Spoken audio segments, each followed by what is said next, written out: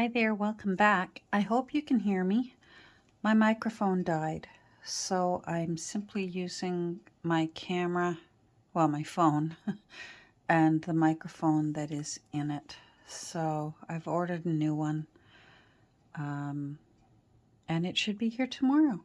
So hopefully, if I speak loudly enough and clearly enough, hopefully you can hear me. And we'll be good. I'm covered in ink. I was making a number 5 because it's my lucky number. I'm trying to decide if I want to put that up there or not. Now I realized, although there's a robin here and it says robin redbreast, this is a European robin. My ancestors may have come from over there, but the robins I'm used to are the North American robin. So I have this little one, and she's sitting on her nest, which I rather love. I sat on many a nest over the years. So I'm trying to decide where I should put her, or else I also like this one. So I'm going to fussy cut them both, and then we shall make our decision.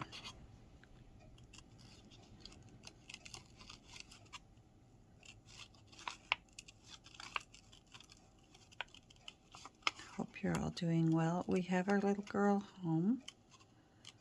So, and she's doing well. She's on some medication for a couple of weeks.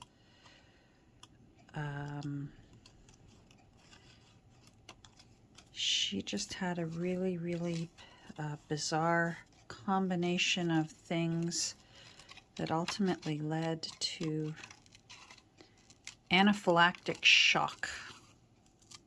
Believe it or not, a dog can go into anaphylactic shock.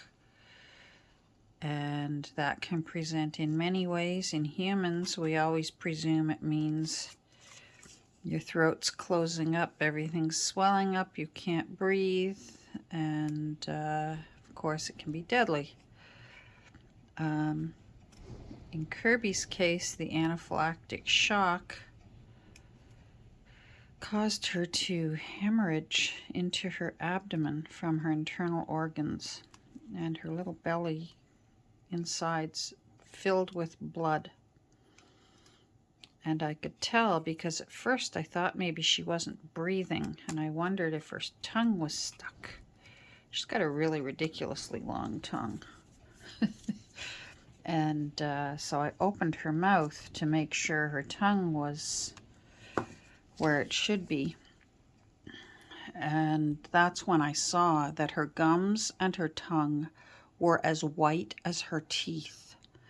And I mean, doggy gums should be just a lovely, brilliant, rosy pink, meaning they're getting lots of oxygen, lungs and heart are working well, and carrying oxygen throughout the system. And she was, and it was not an epileptic seizure, because at first I thought, is this an epileptic seizure? It was not, because it wasn't presenting that way. She was just glazed right over, couldn't move, and for a while there I thought I was holding my little dog dying in my arms. And I sort of roughed her up the way you rough up a puppy when, you know, when they're first born, and some of them need a little bit of roughing up to get them going. And I did that with her. I actually took her outside into the cold air. My husband was very smart. He said, take her outside, see if that gets her to take a deep breath because of the cold air. Make her go like that. And whether it was that or me working on her, we'll never know. But she did start breathing very shallowly. And that bought us time to get her over to the 24-hour hospital. And they ultimately, the next day, wanted her over at a larger hospital where she went through a variety of other tests, where this larger hospital in Toronto had more equipment and critical care vets. Who would have known? There are regular vets and there are actually critical care vets. So she, and it must have been some kind of a weekend, because she actually got the last kennel in their critical care unit. I literally watched while I was waiting to hear on her status. While they were working on her, I literally saw them at the desk phoning other hospitals. People were bringing in their dangerously ill little dogs and cats, and they were saying, our unit is full.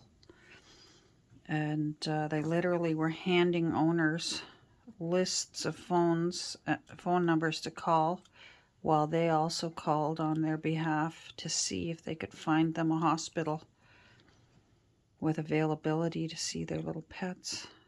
It was very, very frightening. So someone was watching down over Kirby, and she got the last little kennel available in their critical care unit, and she needed it. She was they had to do testing to find out what was in her belly, and sure enough, unfortunately, it was full of blood. So then she got all kinds of medications, and they had to give her a unit of plasma. The plasma, they were hoping, would encourage her body to reabsorb the red blood cells from the blood that was laying freely in her abdomen. This is really hard sewing around these toes. Let me get down closer so you can see those little toes. They're a challenge. So the poor little thing got poked and prodded for a fluffy little, mostly poodle. She's 3/4 miniature poodle, so she's a fluffy dog. She's got all kinds of little shaved spots on her. Poor little dear. But the plasma did its job. Her blood work kept improving, which was good, because... And it was actually pretty good at first, even with the really bad shape she was in and the blood loss that she had into her belly. Her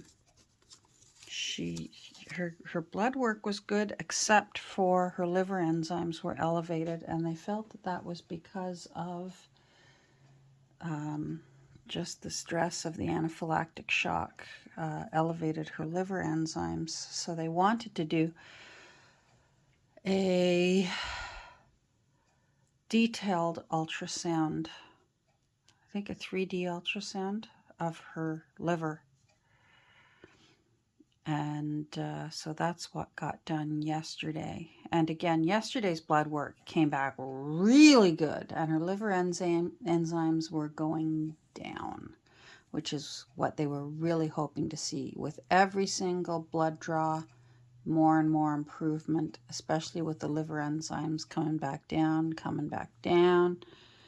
However, the ultrasound of her liver did show that she has 2 nodules on her liver, that they don't know what they are.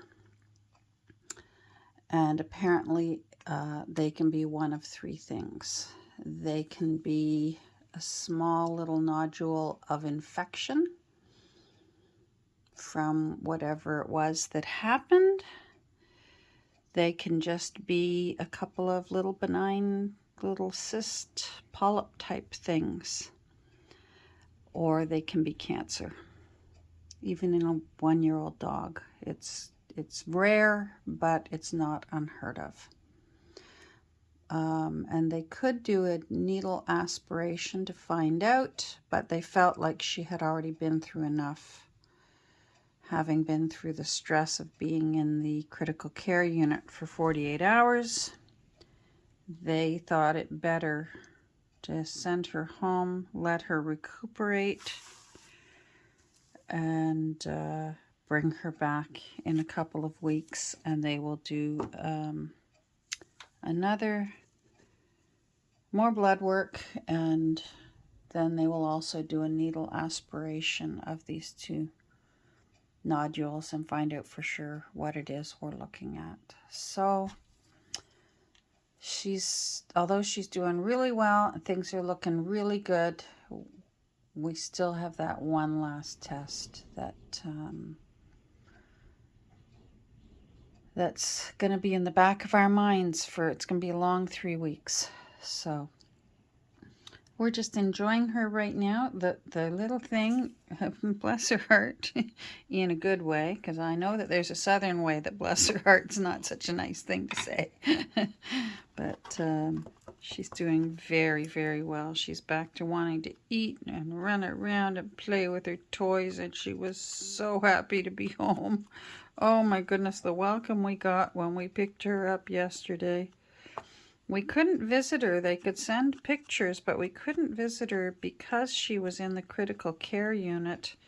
Their critical care unit is all a part of the surgical suite, so that all of the specialists, while they're working on pets literally on the operating table, they can look to literally a wall of kennels that are glass front door to them, so that they can literally be watching the other little sick animals and keeping an eye on them.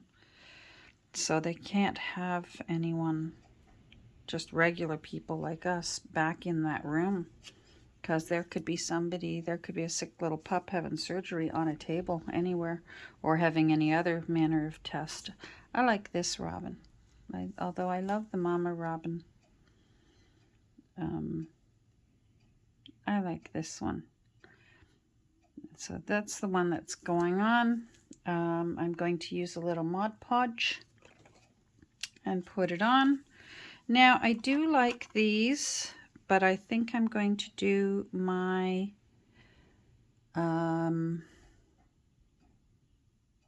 gilding wax first before I put these on, and then I'll Mod Podge the whole thing. Plus, I also think I have decided, although I was liking this rough look here, I love this lace. It's a dainty little flowery lace. And I think I like the look of that running along there. But I also like the look of this lace. This one's a little older. This one is although it looks old, it might be vintage, but it's not antique. This is older. So, and I also like that one, and I think I'm leaning towards that one, especially if I can leave it so that this is still liftable, so that you can still read underneath. But I don't have to make that decision until I'm finished this spine. So let's get that done. So I got through telling that story very well, because let me tell you, I have been one severely dehydrated lady this past weekend. We just have had a run of bad luck with doggos, our little doggy friends. For the past few dogs, you all know, I think I've mentioned it so many times.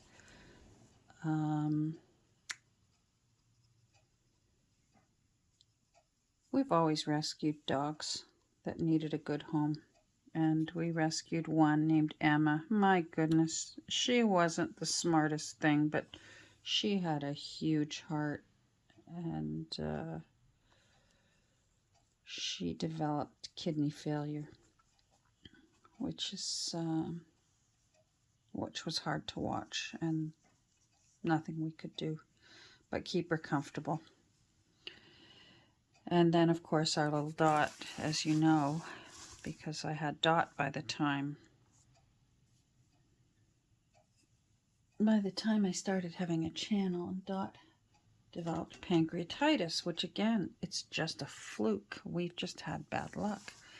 So we had a dog with kidney failure. We've had a dog with pancreatitis that had a shorter life. I mean, we had Dot for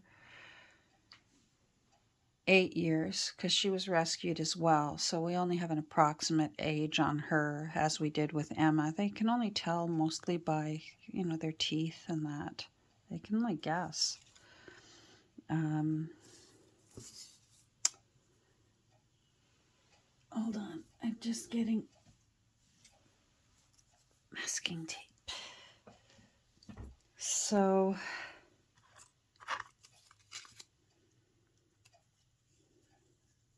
we were hoping. Little dogs, you can sometimes get 14, 15, 16 years from a little dog. My husband's family had a Lhasa Apso. My goodness, Bailey, and I was around with Bailey. She was a sweet little dog. And she lived to be over 18. And her mother lived, they knew the breeder. Her mother lived over 20. So little dogs have a longer lifespan than larger breed. And so we really thought, especially with our Dot, we thought, oh, we're going to get, 14 years. And we still consider ourselves blessed. We got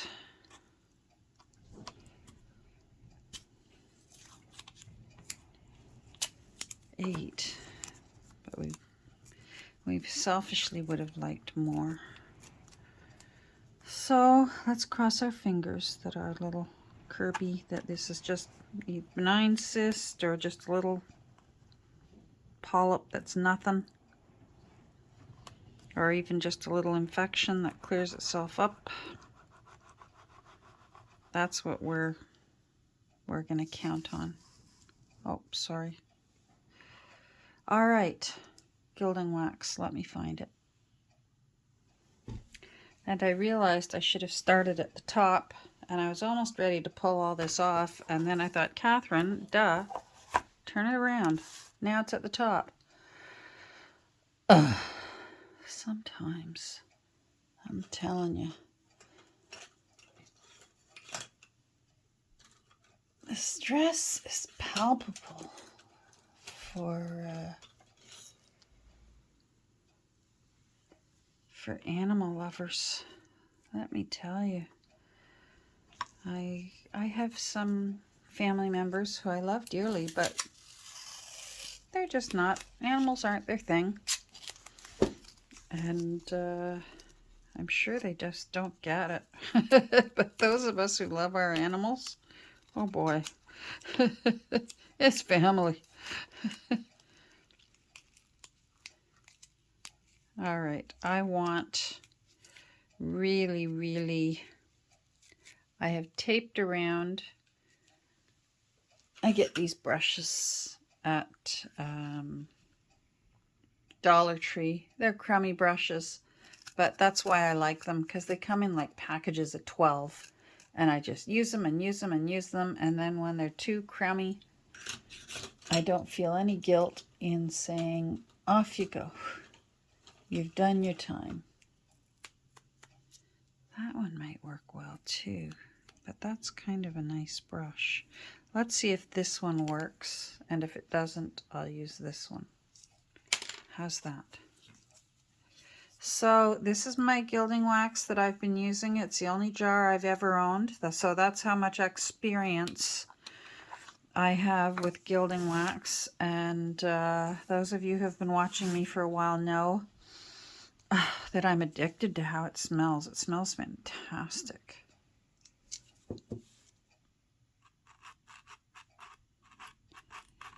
And you just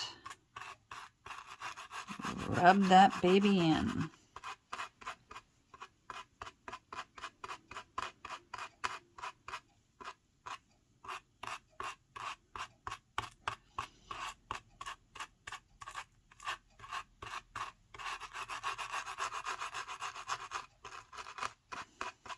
There we go. Now let's see if we can lift the whole thing up and lay it back down again. Yes. If I have to tweak it, I can later. Like say it ends up that the ends, these ends aren't even. I'm getting comfortable now with just going in and free-handing. There, that's better. There, that's better. And free-handing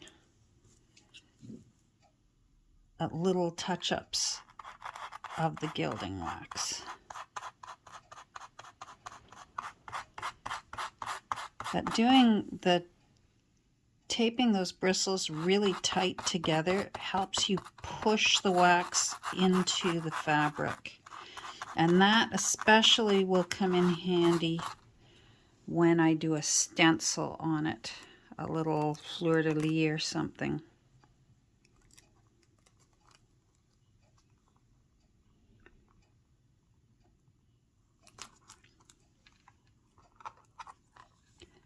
Again, it's for me. I'm not too worried about this being fantabulous.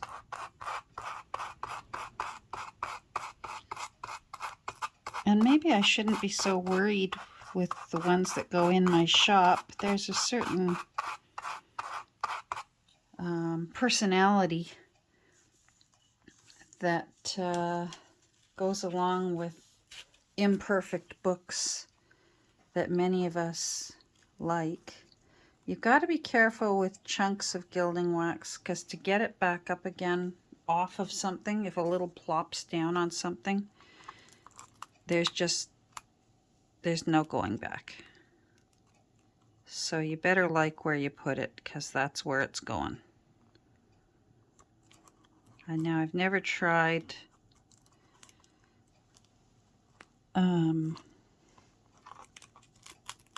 you know, painting over it, trying again. So I guess I could try that someday, but so far I haven't needed to, knock on wood.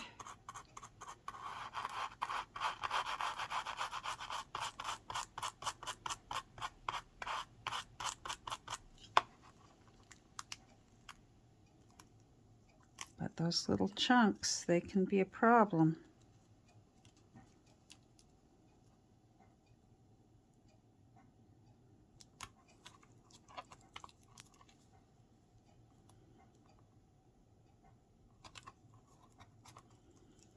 There we go. Sorry. I'm concentrating and I forget to check my phone to make sure that you can see what I can see. And so I apologize.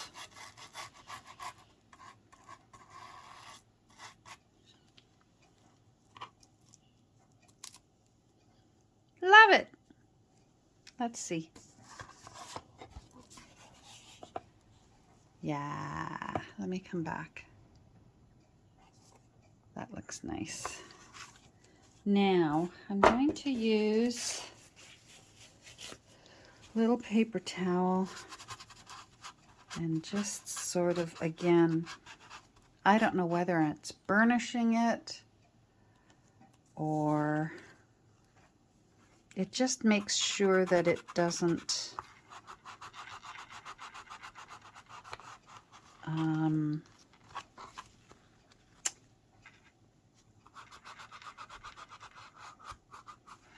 if there's any flakies left or any loose particles, that it doesn't come off and land somewhere you don't want it to land.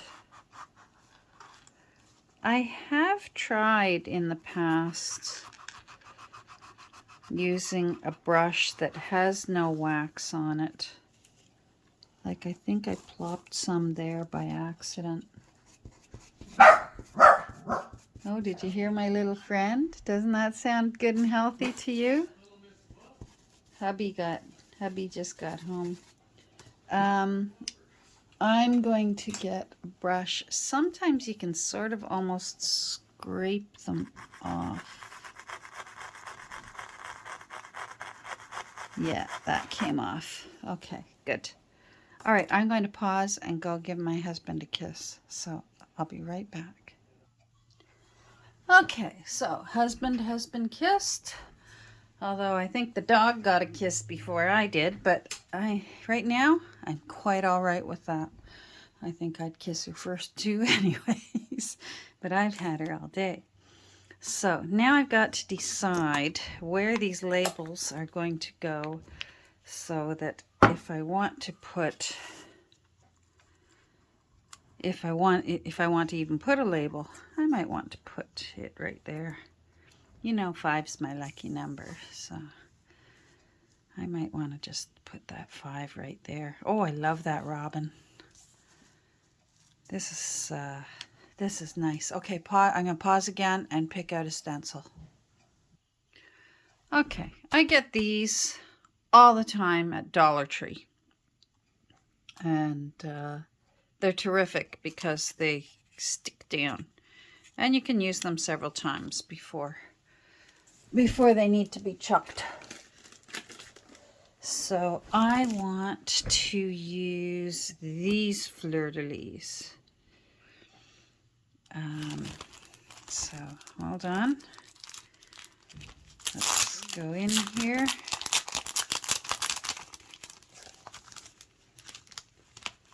And pull this out. The stencils are now in a safe place so they don't go crashing to the floor. Okay, so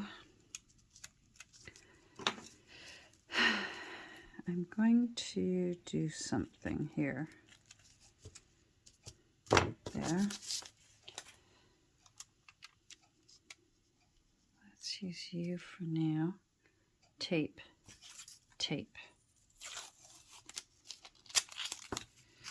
I'm not sure how many I want. I might just want 3. So what I'm going to do is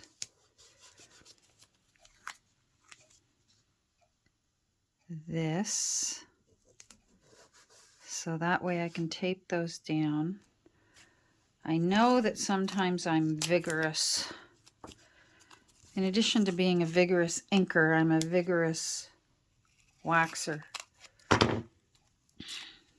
So I am going to, just to be on the safe side, do this. And that way things will be covered. Okay, I better make my decision where these are going to go, because part of me is thinking there, and there. But part of me is thinking there and there.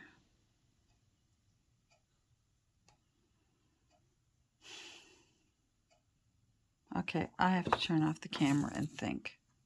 I got to ponder this. I got to, quoting my father-in-law, I need to process this. Hold on. Okay, for now, I think I'm going to put it in these 2. That means I could still put at least a label down here, like an old library label. Because even if I don't use... Let me come down. Oh, I am closer. No, I'm not. Even if I don't use this down here, I could use a white marker and write numbers on it the way they used to also. They used to just write it right on the book with a white oil marker. So I'm tempted to do that too. And then I'll just put the 5 somewhere else. I think I've run out of room here, but I definitely could fit the 5 over here. Or I could fit the 5 here.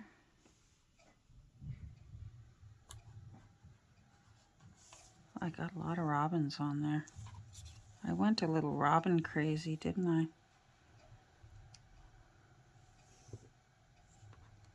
No, I do think I like that. And the red, although it's not the pink, they do...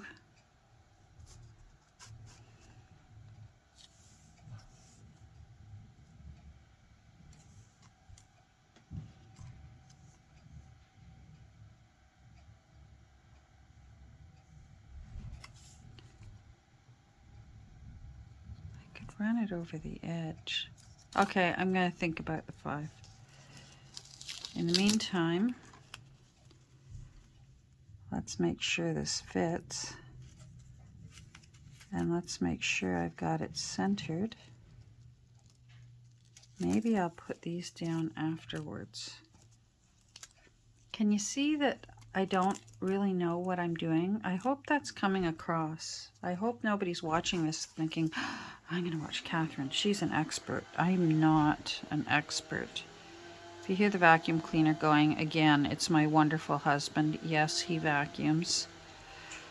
I have not vacuumed in all the years we've been together.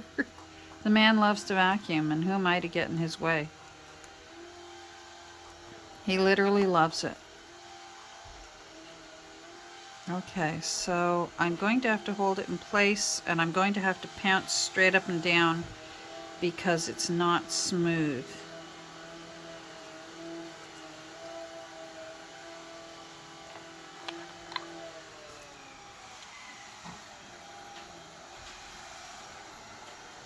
Watch this. Oh, I'm going to pause because that's just really loud. Okay, he's done. So I'm going to pounce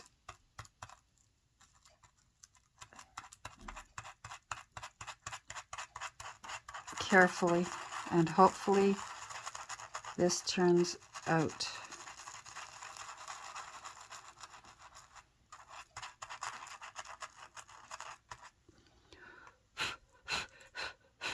Oh, that gold.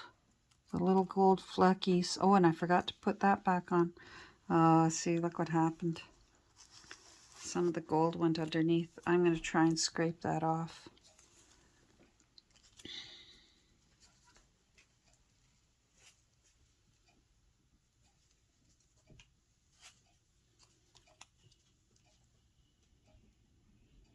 And if not, it's for me.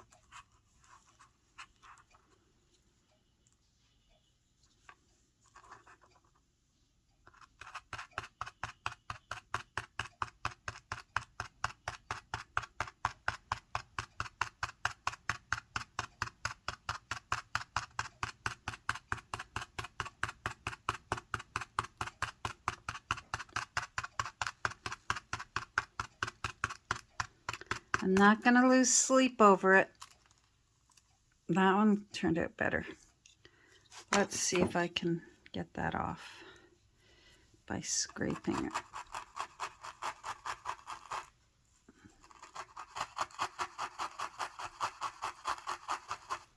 Yeah. If you scrape it before you've burnished it or before it's had time to really set. Yeah, okay. We may have saved the day. Whew. I guess in a way it's good when you see me make errors and then hopefully see me correct the errors. There's the key. Did she fix it? Or is it a mess? Yikes. Well, let's see if we can fix this. Okay.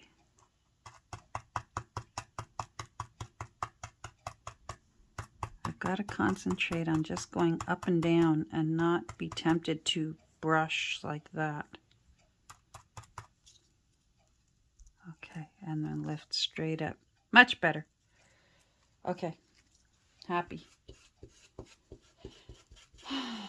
Happy gilding camper.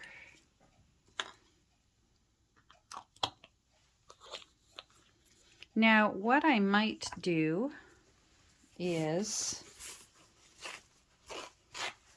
I'm going to just rub that into place now. I hope it makes sense, the difference of using a cloth and just burnishing it like this, as opposed to putting some stiff bristles and sort of powdering it off. And I'm not even sure how I discovered doing that. But if you work quick enough, it works.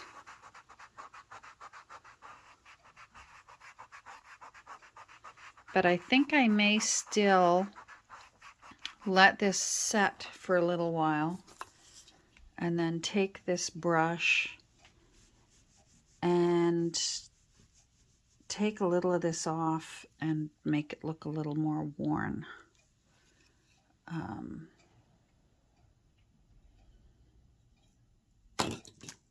Before I'm done with it, so that it doesn't look too I don't want it to look too perfect or too brand new. I want it to look old and crummy.